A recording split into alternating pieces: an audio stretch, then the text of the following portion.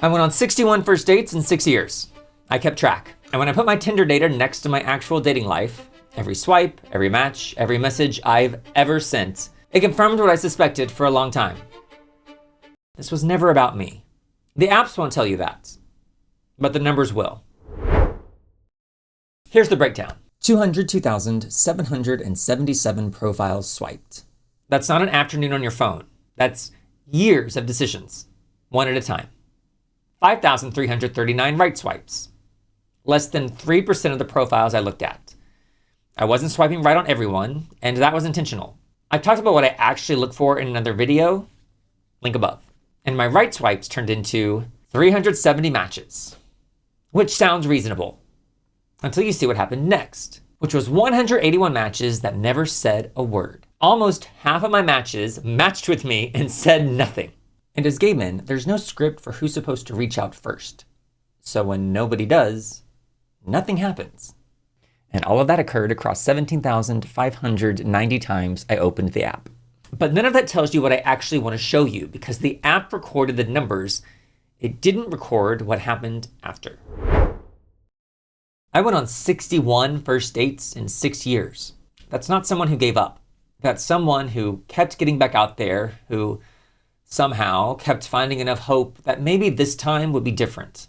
17 of those first dates became second dates, which means 3 out of 4 times, once was enough for one of us. And I'm not always sure which one. My memory is notoriously terrible, which is why I love me a spreadsheet. In 2024, I went on 16 first dates. I dated 2 people seriously, but both ended.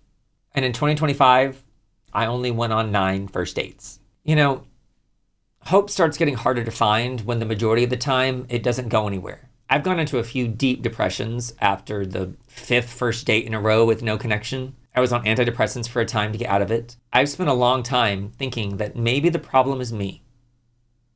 Maybe I'm meant to be single for the rest of my life. But maybe that's intentional. Maybe that's what the apps are designed to do. And maybe there's actual science that can prove it. In the 2018 HBO documentary Swiped, Hooking Up in the Digital Age, Tinder co-founder and chief strategy officer Jonathan Badeen admitted that the swipe mechanic was directly inspired by B.F. Skinner's behavioral psychology experiments. Specifically, how he turned pigeons into compulsive gamblers using variable ratio reinforcement. You might get a match, you might not. The uncertainty creates a rush, the same mechanism as a slot machine. That's not an accident. That's the design. My 17,590 app openings wasn't a character flaw. That's the intended behavior. And that behavior has a cost. A 2026 meta-analysis of over 26,000 people found that dating app users had significantly worse anxiety, depression, and loneliness than non-app users. And these were not people who were already struggling. They were just people using dating apps. So the tool we were sold to help us find connection was measurably making us feel more alone. Which is why this matters beyond just me. In 2023, the US Surgeon General declared loneliness a national epidemic, with health impacts equivalent to smoking 15 cigarettes a day. Around 50% of American adults reported feeling lonely. And the apps that were supposed to help with that loneliness, the data suggests that they're making it worse. So 370 matches, 61 first dates in 6 years. It's easy to blame yourself when you keep trying and the outcome never changes. I've been doing it for years. It's inevitable to think that maybe something's wrong with me, but the data doesn't show someone doing something wrong. It shows someone consistently showing up inside a system that wasn't designed to reward showing up. Because the multi-conglomerate corporations don't make money when you find someone. They make money when you keep looking. And I kept looking. 17,590 times. That's not a personal failure. That's exactly what they were built to do. If you've been on these apps and started to wonder if the problem is you, the numbers say otherwise.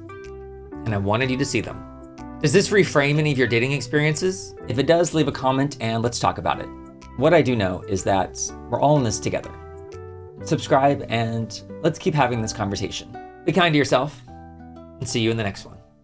If you enjoyed this video, gay it forward and watch another one. And you can feel good because your click supports a fellow gay.